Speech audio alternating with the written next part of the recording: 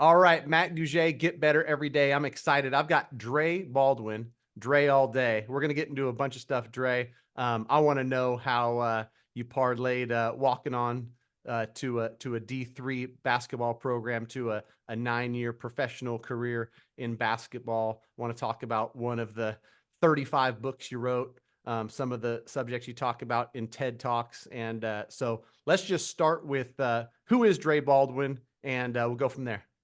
Sure. Well, I appreciate you having me on, Matt. The 2 minute background, come from Philadelphia, now based in South Florida.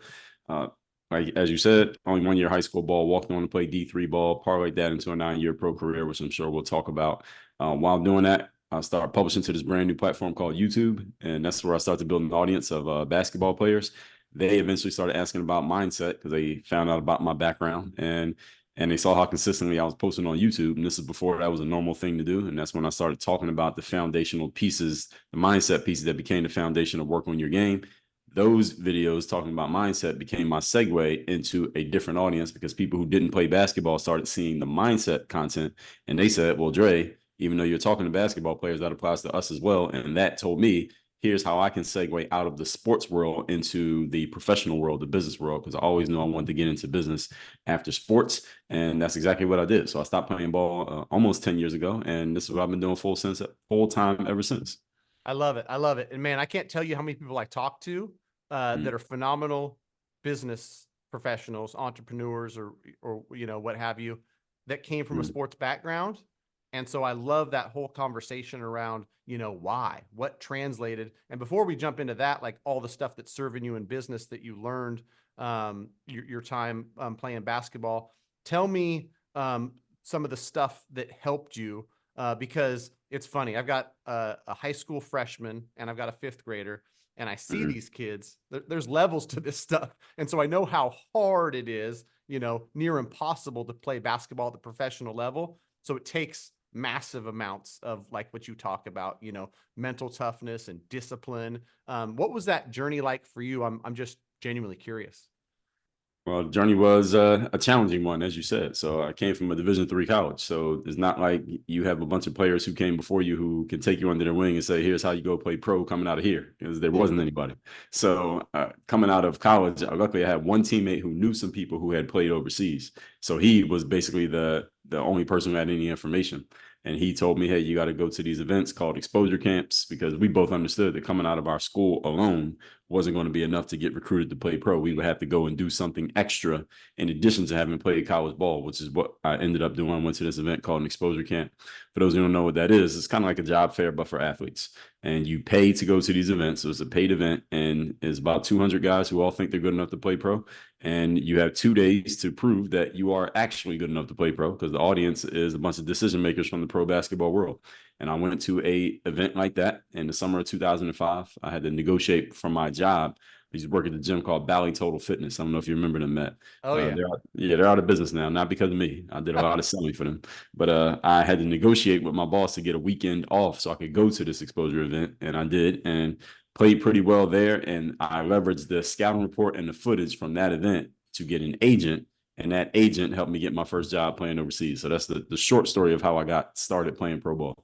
Yeah, that's awesome. And I think too, Mm, it applies everywhere. I'm thinking about it in the context of, youth sports and at any level, I think. And I'm trying to pull some nuggets out of here that I could share with my 14-year-old because I love watching him play basketball, but I'm trying to impart, listen, man, like you got to consistently work harder than everybody else around you in order to mm, keep leveling up in this game. And mm, really, I'm not doing that because I've got some dream that my kid's going to the NBA. I know it's going to mm. serve him in life, right? Right. Right. Having the muscle and having the programming to, I know what it means to work hard. I know what it means to continue to work hard. And sometimes there's not results.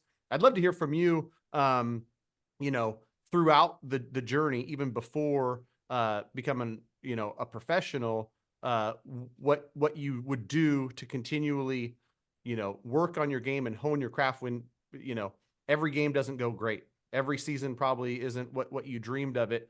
How do you uh create that mental toughness? And I know you've got some Mm. stuff around mental toughness to continue to work hard. The biggest thing for me, Matt, was it was actually good that we didn't have social media, because I probably would have been looking around seeing all the other kids my age who were way better than me, and I might have been enough to make me quit. But since I was ignorant enough to not know how good everybody else was, I just kept showing up to the park and just working on my game by myself. And as I said, we didn't have social media, so I was really just I would see someone at the park on Tuesday do something, and I would come to the park by myself on Wednesday and try to do it myself and just try to practice it and figure it out on my own. Because again, we're not looking at our smartphones and following somebody on Instagram. This is just whatever you can come up with or whoever can teach you. And nobody was teaching me. So it was just consistently going to the park, and I could see and feel myself getting better from ages 14 to, let's say, maybe 17 or 18, even though I had no tangible results that said I was getting better. I could feel myself getting better. And luckily enough, I was dumb enough to keep trying, even after getting cut from my high school team 3 times the first 3 years. And 1 year that I made it, I didn't even play. I sat on the bench the 1 year that I was on the team. And then going to college, I just figured whatever school I end up at, because I wasn't going to go there based on sports. I was going just as a student. But wherever I go, I'm just going to try to walk onto the team. And I was able to do that when I got to college. So really a lot of it was not knowing what you don't know. And as they say about golf, I don't know if you play golf. I don't, but I think that'll be my last sport, golf. It's hard. It's But, hard. yeah. So what they say about golf is that the younger golfer has less things holding him back mentally than the older golfer, because the older golfer knows all the mistakes because they made them before. The younger golfer is ignorant of the mistakes, so therefore they're willing to take more risks. And I think that applies in many aspects of life, is that the older we get mentally, not age, but mentally, we're more aware of the things that could go wrong and the mistakes and maybe why we shouldn't do thing A, B, or C. And that actually ends up holding us back. So sometimes the more we know, the worse it makes it. Yeah, for sure. And I want to dig into getting cut, because, I've Mm-hmm. got examples. My son started playing basketball later than all his friends. So in 7th grade, he was brand new to it, got cut. 8th grade, tried out again. They had a really great team, got cut, made the 9th grade team.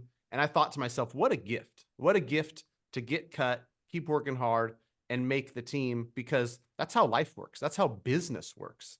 And so, I'd love for you to take us back, and maybe it's not a sweet memory of getting cut, but what was the mindset there, where you're trying out for the team? You I'm sure had, some love for basketball, and you get cut. You got to go back to the drawing board, continue to work on your game. What got you through that? What kept you going?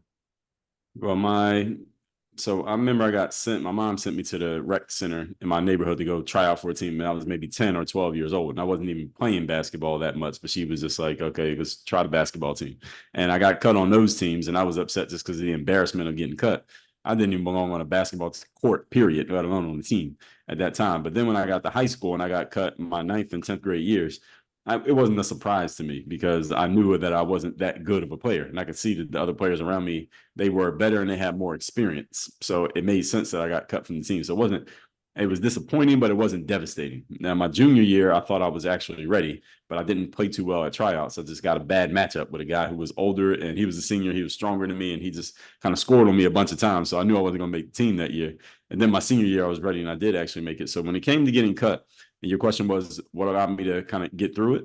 Yeah, and keep going, because I think a lot of people, whether Mm-hmm. it's life, business, sports, Mm-hmm. those first couple failures knock them down for good. And anybody who I've seen with any level of success, one of the reasons that they were successful is because they kept showing up. So Right. what inside of you drove you to keep showing up? I've always been a competitor. I've always been the type of person who I wanted to compete, and this is why sports was a natural progression for me. And you can compete in other things as well, but I was always athletic and then competitive, so sports made perfect sense. And I realized just by looking around, by uh, deductive reasoning, just looking at the other kids around me, I couldn't have explained this back then, but I noticed that from 9th grade to 10th grade to 11th grade, fewer and fewer kids in my grade tried out for the basketball team, because after they got cut, many got cut the freshman year, didn't try out after that. And then some got cut the sophomore year, they didn't come back the junior year. And my senior year was hardly any seniors tried out for the team who weren't already on the team. So the competition actually got less just because I kept showing up. I just continued to show up. And that actually became a competitive advantage for me. And that has continued to work throughout my life in sports and outside of sports, is just continuing to show up, and eventually other people just stop showing up. It's not that you were necessarily better than them. You just outlasted them in one thing, which is the persistence and the discipline of showing up consistently. So it was that combined with the fact that I was, technically getting better, and the fact that I said, okay, I'm not going to do what everybody else is doing. So the deductive reasoning was, I'm looking around, I see what everybody else is doing. Well, how am I going to stand out or be different or win, so to speak, in any way in life, Matt, if I'm just doing the same things that everybody else is doing? And I've always been that type of thinker, even before I could have put it into words. But I'm looking around and I see everyone else is kind of doing this because everybody else is doing it. Right? So it's almost like a cycle repeating itself. I said, okay, how can I make myself different from everybody else? Okay, I got to do something that everybody else is not doing. Well, what's one thing I can do? I can show up when they're not showing up. So it was just simple to me. And that's really how I developed my game, because again, where I come from, it's not like I had access to an indoor gym. I didn't have a trainer. So I'm on the outdoor parks practicing. And the time that I built my game was in the summers when it was quote unquote too hot for everybody else to be outside, 12 in the afternoon. That's the time when I would go out there and practice, because I knew I could get the court to myself and I could practice and I could get better, because I knew I needed to get better. And then I would go home for a little while, eat, and I would come back around 6 when everybody came outside and played with everyone. But I knew I had to get that extra work in. So that was always my mindset, even before I could have explained it.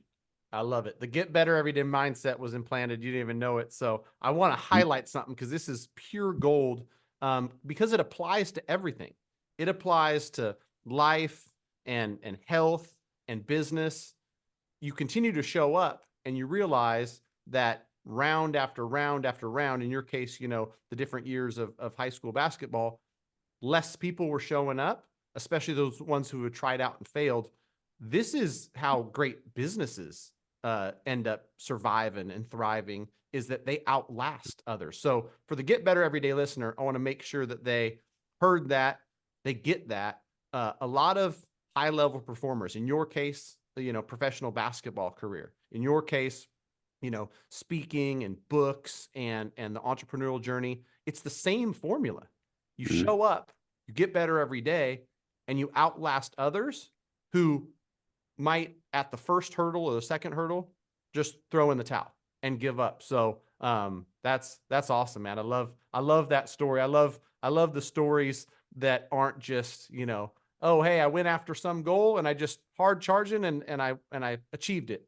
No roadblocks in my way, because that's just not real. That's not how life works. Right.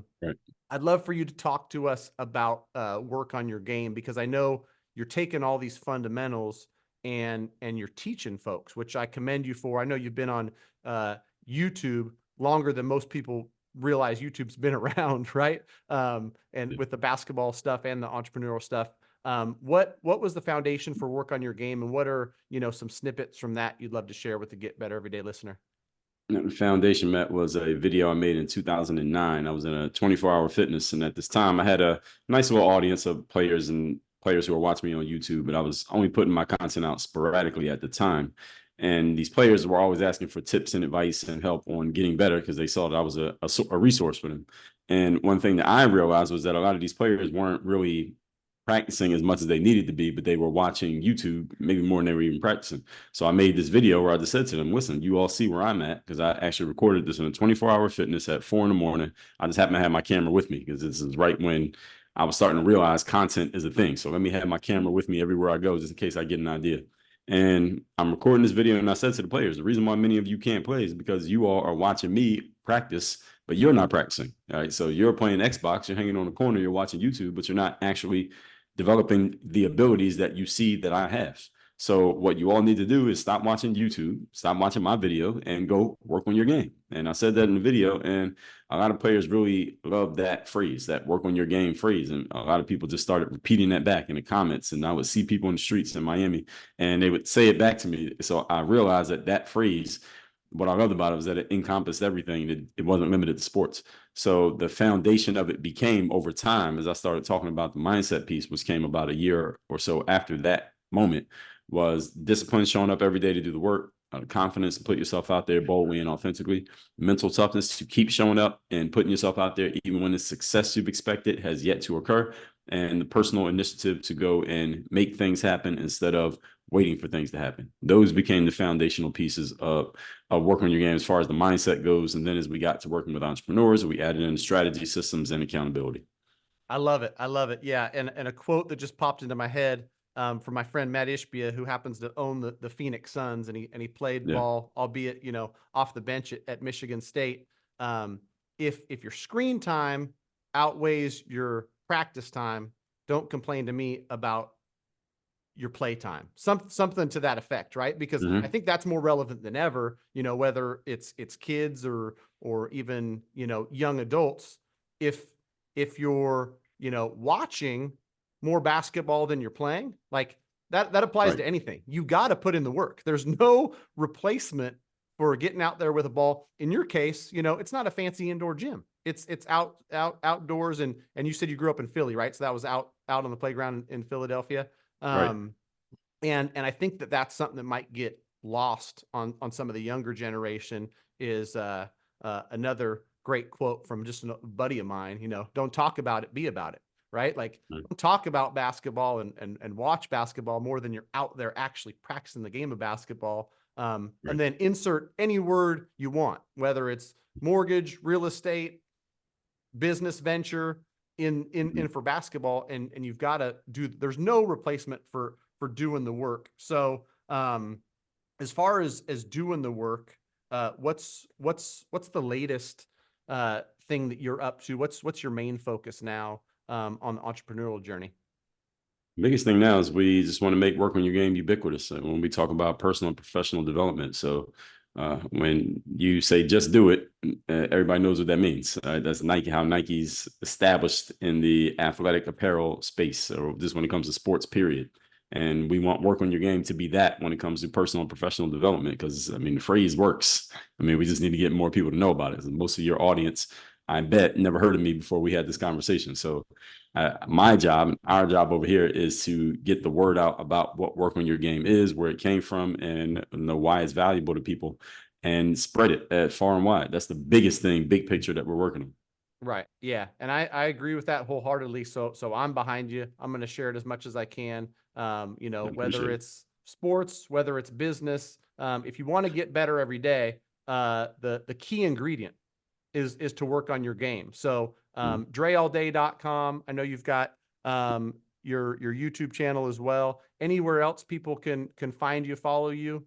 Yeah, probably most active social media wise on Instagram. Instagram is just my name at Dre Baldwin, but we're on every platform. I was just looking the other day on somehow on TikTok, the numbers are starting to get bigger on TikTok. I don't even open the app. My assistant does all the posting, but TikTok, where eventually we just been posting there every day for a long time. And now all of a sudden, kind of like what we've been talking about. Now the numbers are starting to pick up on TikTok. So I'm on there. I'm on every other app, and workonyourgameuniversity.com is our main site where we do all our stuff right now.